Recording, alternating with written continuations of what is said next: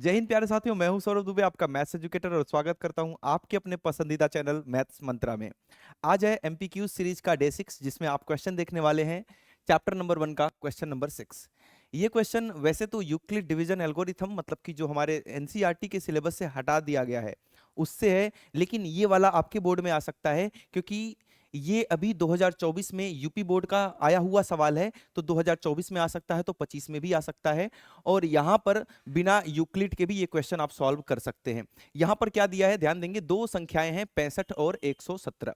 इन दोनों का मस जो है वो 65p-117 के रूप में व्यक्त किया जा सकता है। तो आपसे दोस्त p का मान पूछा है। p का मान 1, 2, 3 या 4 होगा। 4 ऑप्शंस आपको दिए गए हैं। यहां पर क्या करेंगे, सबसे पहले हम 65 और 117 का मस निकालेंगे, और मस निकालने का तरीका हमें पहले से बताया जा चुका है। तो लिखेंगे मस 65 और 117 का। बहुत दोस्तों को तो याद होता है कि इसका मस जो होता है वो 13 होता है, क्योंकि 13 ही ऐसा पहाड़ा है जिसमें 65 और 117 एक साथ आते हैं। ठीक है, लेकिन 65 का मस निकालने का तरीका ये है कि पहले आप इसको गुणनखंड करेंगे 65 का, जो होगा 5 गुणे 13।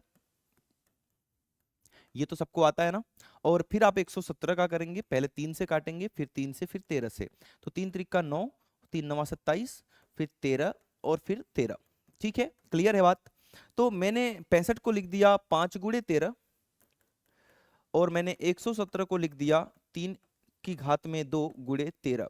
इसमें केवल एक ही संख्या उभयनिष्ठ 13 आ रही है, तो इन दोनों का मस क्या हो जाएगा, 13 हो जाएगा। अब बोल रहा है कि मस को मैं इस रूप में लिख सकता हूं। तो देखो, हमें ज्यादा तो जानना नहीं है, क्योंकि यूक्लिड तो अपने सिलेबस में है ही नहीं। तो उस हिसाब से मैं बताऊंगा ही नहीं आपको। मैं कैसे बता रहा हूं कि क्वेश्चन के हिसाब से मौसा कितना है, क्वेश्चन के हिसाब से तो सर 65p-117 है। ये क्वेश्चन के हिसाब से है।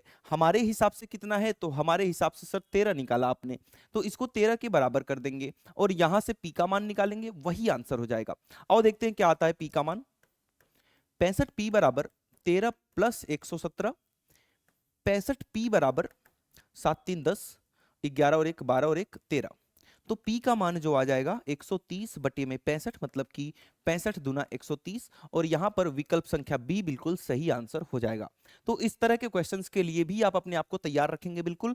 तो ये आज का क्वेश्चन था डे 6 का। मिलते हैं फिर D7 में। Thank you so much.